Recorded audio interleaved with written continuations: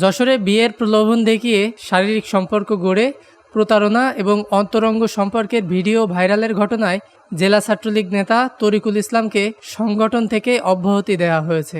সোমবার দুপুরে যশোর জেলা ছাত্রলীগ সভাপতি সালাউদ্দিন কবির পিয়াস ও সাধারণ সম্পাদক তানজিব নওশাদ পল্লব স্বাক্ষরিত প্রেস বিজ্ঞপ্তিতে এ তথ্য জানানো হয়েছে। প্রেস বিজ্ঞপ্তিতে বলা হয়েছে, জরুরি সিদ্ধান্ত মোতাবেক সংগঠন বিরোধী, শৃঙ্খলা পরিপন্থী, অপরাধমূলক ও সংগঠনের মর্যাদা ক্ষুণ্ণ হয় এমন কার্যকলাপে যুক্ত থাকার অভিযোগে জেলা ছাত্রলীগের সাংগঠনিক সম্পাদক তরিকুল ইসলামকে পদ থেকে অব্যাহতি প্রদান করা হলো। একই সাথে তাকে বহিষ্কারের জন্য কেন্দ্রীয় ছাত্রলীগ সভাপতি সম্পাদক বরাবর সুপারিশ করা হলো। এর আগে চলতি সপ্তাহে শনিবার থেকেই এক তরুণীর সাথে ছাত্রলীগ নেতা তরিকুলের একান্ত কাটানো ভিডিও ফুটেজ ও আপত্তিকর শব্দ ব্যবহার করে হোয়াটসঅ্যাপ চ্যাটের স্ক্রিনশট ছড়িয়ে পড়ে সামাজিক যোগাযোগ মাধ্যম ফেসবুকে। বিষয়টি নিয়ে গণমাধ্যমে সংবাদ প্রকাশিত হয়।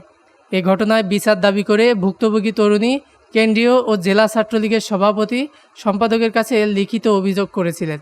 অভিযোগে তিনি বলেছিলেন, প্রায় 2 বছর আগে সরকারি MM কলেজে পড়াশোনাকালে তার সাথে ছাত্রলীগ নেতা তরিকুল ইসলামের সাথে পরিচয়ের সূত্র ধরে প্রেমের সম্পর্ক গড়ে ওঠে, এমনকি একে অপরকে বিয়ের প্রতিশ্রুতি দেয়।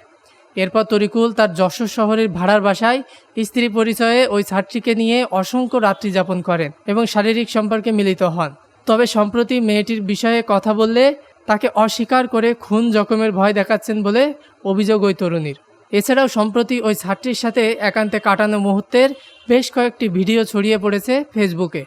ভুক্তভোগী তরুণী নিজেকে ছাত্রলীগ কর্মী দাবি করে এ প্রতিবেদককে বলেছিলেন, তরিকুল আমার জীবনটাকে তছনছ করে দিছে।